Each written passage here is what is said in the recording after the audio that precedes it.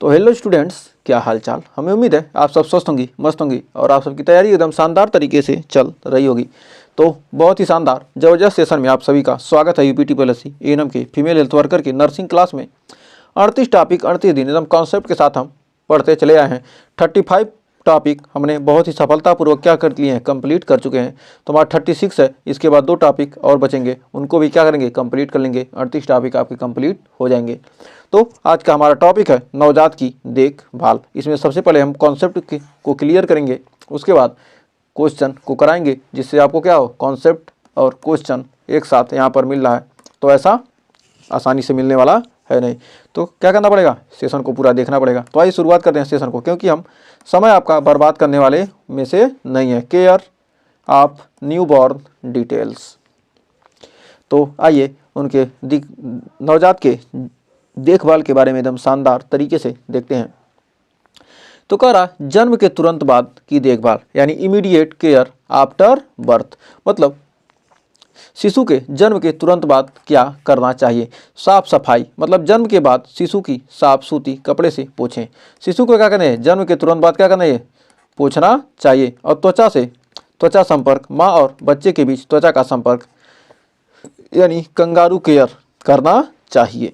माँ और बच्चे को क्या करना है, त्वचा से संपर्क करना चाहिए, रहना चाहिए। त्वचा देखभाल में गर्भनाल को साफ और सूखा रखें। इसे संक्रमण से बचाने के लिए एंटीसेप्टिक लगाएं। शिशु का पहला रोना, का सुनिश्चित करें कि शिशु ने रोया हो, इससे फेफड़ों में हवा भरने में क्या होती है, मदद मिलती है। एपीगर स्कोर शारीरिक स्थिति का आकलन करना चाहिए। अपगार का स्कोर होता है, फिर एपीगर। कर स्तनपान यानी ब्रेस्ट फीडिंग, कर जन्म के 1 घंटे के भीतर शिशु को पहला दूध यानी कोलोस्ट्रम पिलाना चाहिए। मतलब माँ का पहला दूध क्या होता है, कोलोस्ट्रम होता है, उसे क्या करना है, पिलाना चाहिए। अनन्य स्तनपान, कर पहले 6 महीने तक केवल माँ का दूध देना चाहिए और दूध शिशु की पोषण आवश्यकताओं को पूरा करता है और रोग प्रतिरोधक क्षमता को क्या करता है, बढ़ाता है। नेक्स्ट, कर शारीरिक तापमान बनाए रखना, कर थर्मल रेगुलेशन, कर नवजात को ठंड से बचाने के लिए गर्म कपड़ों में लपेटें। कमरे का तापमान 24 से 26 डिग्री सेल्सियस के क्या करें, बीच रखें। नवजात को सीधे धूप और हवा के झोंकों से बचाएं। मतलब क्या हो, नवजात बच्चे को क्या करें, सीधे हवा और धूप से क्या करें, बचाएं। नेक्स्ट, कर नवजात की त्वचा की देखभाल, स्किन केयर, कर नवजात को रोजाना हल्के गुनगुने पानी से स्नान कराएं। साबुन और तेल का प्रयोग डॉक्टर की सलाह के अनुसार करें। शिशु की त्वचा को मुलायम बनाए रखने के लिए मॉइस्चराइजर का प्रयोग करें। फिर नेक्स्ट, कर टीकाकरण इम्यूनाइजेशन, कर जन्म के समय दिए जाने वाले टीके जैसे क्या होंगे, BCG, OPV यानी पोलियो के लिए, हेपेटाइटिस B का पहला डोज क्या होना चाहिए, लगवाना चाहिए। टीकाकरण का शेड्यूल समय पर पूरा करना क्या है, बहुत ही ज़्यादा महत्वपूर्ण है, जिससे क्या होगा, बच्चे की क्या होगी, रोग प्रतिरोधक क्षमता बढ़ जाएगी। नेक्स्ट, कर संक्रमण से बचाव, कर प्रिवेंशन ऑफ इन्फेक्शन, कर शिशु को ऐसे लोगों से दूर रखें जो बीमार हों। शिशु को छूने से पहले हाथ धोएं। नवजात को साफ और संक्रमण मुक्त वातावरण में रखें। कर शिशु की सामान्य निगरानी, कर मॉनिटरिंग द बेबी, कर शिशु का वजन और विकास नियमित रूप से जांचें। यदि शिशु को बुखार, दस्त, उल्टी या दूध पीने में समस्या हो तो तुरंत डॉक्टर से क्या करें, संपर्क करें। नेक्स्ट, कर मातृ स्वास्थ्य का ध्यान, कर मैटरनल केयर, कर माँ को पौष्टिक आहार और पर्याप्त आराम मिले। स्तनपान कराने वाली माँ को नियमित रूप से तरल पदार्थ और पोषण युक्त भोजन क्या करना चाहिए, लेना चाहिए। कर कंगारू मदर केयर, कर kangaroo mother care KMC, kangaroo mother care, कर यह विशेष रूप से कमजोर या समय से पहले जन्मे शिशुओं के लिए क्या है, बहुत ही ज़्यादा उपयोगी है। शिशु को माँ के सीने से त्वचा संपर्क में क्या करना चाहिए, हमेशा रखा जाना चाहिए। यह नवजात को गर्म रखने, स्तनपान बढ़ाने और शिशु के विकास में क्या करता है, मदद करता है। नेक्स्ट, कर नवजात की आंखों की देखभाल, कर आई केयर, कर नवजात जन्म के तुरंत बाद शिशु की आंखों में संक्रमण से बचाव के लिए एंटीबायोटिक आई ड्रॉप या ऑइंटमेंट लगाए, जैसे सिल्वर नाइट्रेट या एरिथ्रोमाइसिन। आंखों में कोई असामान्य जैसे लालिमा या पस दिखे तो तुरंत डॉक्टर से क्या करना चाहिए, परामर्श करना चाहिए। नवजात की स्तनपान तकनीक, कर सुनिश्चित करें कि शिशु ठीक से चूस रहा है, मतलब दूध पी रहा है, और सही स्तनपान तकनीक अपनाएं। शिशु का मुंह, निप्पल और एलोरा दोनों को ढकना चाहिए। शिशु का मुंह क्या करे, निप्पल को और एलोरा दोनों को क्या करना चाहिए, ढक लेना चाहिए। स्तनपान के बाद शिशु को डकार दिलवाएं ताकि गैस की समस्या न हो। करा नींद का ध्यान, स्लीप केयर। करा नवजात शिशु को रोजाना 16 से 18 घंटे नींद की आवश्यकता होती है। शिशु को पीठ के बल सुलाएं, बैक टू स्लीप, ताकि अचानक शिशु मृत्यु सिंड्रोम का खतरा कम हो। सोने का स्थान सुरक्षित और साफ सुथरा होना चाहिए। नरम गद्दों और तकियों का से क्या करें, बचें। नरम गद्दों और तकियों से क्या करना चाहिए, बचना चाहिए। कर नवजात की पोषण आवश्यकता, न्यूट्रिशनल नीड्स। कर 6 महीने तक केवल माँ का दूध। यदि माँ का दूध पर्याप्त नहीं है तो डॉक्टर से परामर्श लेकर फार्मूला दूध दिया जा सकता है, जैसे पानी, शहद या अन्य तरल पदार्थ। पहले 6 महीने तक क्या करना चाहिए, बच्चे को नहीं देना चाहिए। फिर करा सामाजिक और भावनात्मक देखभाल। करा सोशल एंड इमोशनल केयर। करा शिशु से बातें करें, मुस्कुराएं और शारीरिक संपर्क बनाए रखें। यह शिशु के मानसिक और भावनात्मक विकास के लिए क्या बहुत ही महत्वपूर्ण है। शिशु के रोने पर तुरंत प्रतिक्रिया दें, यह उसे सुरक्षित महसूस कराता है। फिर करा विशेष परिस्थितियों में देखभाल। करा समय से पहले जन्मे शिशु, पेरेंटर्म बेबी। करा अतिरिक्त गर्मी, पोषण और संक्रमण से बचाव की आवश्यकता होती है। कम वजन वाले शिशु जैसे लो बर्थ वेट, मतलब क्या, कम वजन बढ़ाने के लिए कंगारू के मदद, केयर और पोषण पर ध्यान दें। बीमार नवजात। करा स्किन न्यूबॉर्न, सिक न्यूबॉर्न, स्किन करें सिक न्यूबॉर्न मतलब बीमार नवजात। करा लक्षणों की निगरानी करें और तुरंत चिकित्सा सहायता लेना चाहिए। नेक्स्ट, परिवार को जागरूक बनाना, जैसे फैमिली अवेयरनेस। करा परिवार के सदस्य को नवजात की देखभाल और टीकाकरण के महत्व के बारे में शिक्षित करें और नवजात की उचित देखभाल के लिए में क्या करें, परिवार का सहयोग जरूरी है। तो ये थे हमारे कॉन्सेप्ट। अब पढ़ने वाले हैं इस पर आधारित 25 MCQ क्वेश्चन करने वाले हैं। तो कितने क्वेश्चन आपके सही होते हैं, आपको क्या करना है, लास्ट में कमेंट में बताना है कि आपके कितने क्वेश्चन क्या हुए, सही हुए हैं। तो केयर ऑफ न्यू बॉर्न पर आधारित क्वेश्चन। तो पहला क्वेश्चन आपकी स्क्रीन पर। करा जन्म के तुरंत बाद नवजात को गर्म रखने के लिए कौन सी विधि अपनाई जाती है। कंबलों में लपेटना, त्वचा से त्वचा संपर्क यानी कंगारू मदर केयर, कमरे का तापमान बढ़ाना, गर्म पानी का स्प्रे।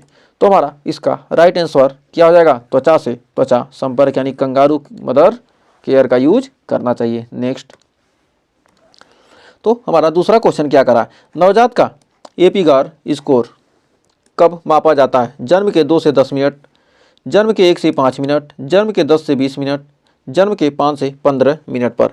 तो एपीगार स्कोर कब मापा जाता है, तो 1 से 5 मिनट पर, यानी ऑप्शन नंबर यहाँ पर हो जाएगा हमारा बी। तो हमारा क्या होगा, ऑप्शन नंबर बी हो जाएगा सही। तो उम्मीद है यहाँ तक कोई डाउट नहीं हुआ। तो बढ़ते हैं अगले क्वेश्चन की तरफ। तो कह रहा नवजात का सामान्य शरीर तापमान क्या होता है।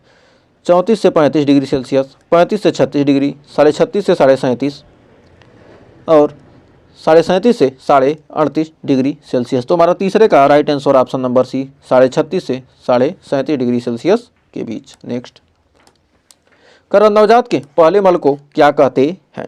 तो नवजात के पहले मल को हम क्या कहते हैं, कोलोस्ट्रम, मिकोनियम, लैक्टेशन, फीकल। तो हमारा राइट आंसर क्या आ जाएगा, मिकोनियम, यानी ऑप्शन नंबर बी। नेक्स्ट, कह रहा नवजात शिशु की गर्भनाल की देखभाल में क्या उपयोग किया जाता है। एंटीबायोटिक क्रीम, एंटीसेप्टिक, आयोडीन, पानी और साबुन। तो हमारा पांचवे का राइट आंसर क्या हो जाएगा, हमारा हो जाएगा एंटीसेप्टिक, यानी ऑप्शन नंबर बी।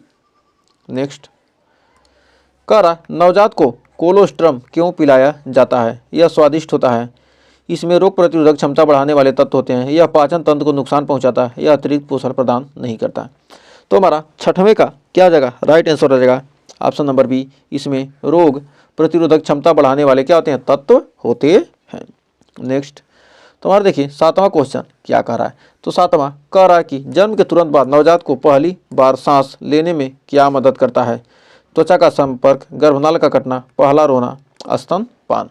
तो हमारा इसका राइट आंसर क्या होगा, पहला रोना क्या है, सांस लेने में क्या करता है, मदद करता है। नेक्स्ट,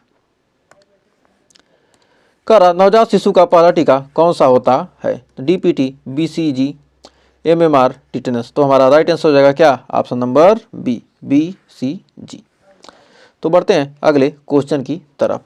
तो अगला क्वेश्चन कह रहा है कि नवजात को सामान्य रूप से प्रतिदिन कितनी बार स्तनपान कराना चाहिए, 4 से 5, 6 से 8, 10 से 8 से 12, 12 से 15। तो हमारा यहाँ पर राइट आंसर क्या आ जाएगा, तो हमारा 9वें का राइट आंसर हो जाएगा 8 से 12 बार। दिन में क्या, दिन भर में क्या है, 8 से 12 बार क्या है, प्रतिदिन स्तनपान कराना चाहिए। नेक्स्ट कह रहा नवजात की त्वचा को संक्रमण से बचाने के लिए किसकी सलाह दी जाती है, गर्म पानी से धोना, हल्का साबुन और साफ तौलिया, कोई उत्पाद न लगाना, संक्रमण से बचाने वाला क्रीम। तो हमारा 10वें का राइट आंसर क्या हो जाएगा, हमारा हो जाएगा ऑप्शन नंबर बी, हल्का साबुन और साफ तौलिया। नेक्स्ट कह रहा नवजात का वजन जन्म के बाद पहले सप्ताह में क्यों कम होता है, भूख लगने के कारण, पानी की कमी के कारण, जन्म के दौरान तरल पदार्थ की कमी के कारण, कोई निश्चित कारण नहीं है। तो हमारा 11वें का राइट आंसर क्या हो जाएगा, जन्म के दौरान तरल पदार्थ की कमी के कारण, यानी ऑप्शन नंबर हो जाएगा क्या, 11वें का सी। नेक्स्ट कह रहा नवजात की आंखों में संक्रमण रोकने के लिए कौन सा पदार्थ डाला जाता है, सिल्वर नाइट्रेट, एरिथ्रोमाइसिन, टेट्रासाइक्लिन, ए और बी दोनों। तो हमारा 12वें का राइट आंसर ए और बी दोनों, यानी ऑप्शन नंबर डी हो जाएगा सही, सिल्वर नाइट्रेट और एरिथ्रोमाइसिन।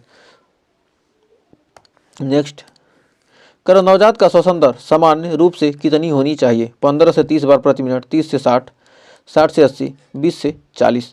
तो हमारा 13वें का राइट आंसर क्या हो जाएगा, तो इसका हमारा 13वें का राइट आंसर होगा 30 से 60, यानी ऑप्शन नंबर बी। नेक्स्ट कर नवजात की नींद का औसत समय कितना होता है, 12 घंटे, 16 से 18, 20 घंटे, 10 से 12 घंटे। तो हमारा कितना, कम से कम 16 से 18 घंटे क्या करना चाहिए, नवजात को सोने देना चाहिए। नेक्स्ट तो हमारा 15वें का क्वेश्चन क्या कर रहा है, नवजात की मालिश कब शुरू करनी चाहिए, जन्म के तुरंत बाद, 7 से 10 दिन बाद, 1 महीने बाद, जब शिशु रोने लगे। तो हमारा 15वीं का राइट आंसर क्या रहेगा, ऑप्शन नंबर बी, 7 से 10 दिन बाद। नेक्स्ट कह रहा है नवजात को पीलिया यानी जॉन्डिस का सामान्य कारण क्या है, संक्रमण, जन्म के बाद लीवर का धीमा विकास, माँ का दूध, पोषण की कमी। तो हमारा 16वें का राइट आंसर क्या जाएगा, ऑप्शन नंबर बी, जन्म के बाद लीवर का धीमा विकास।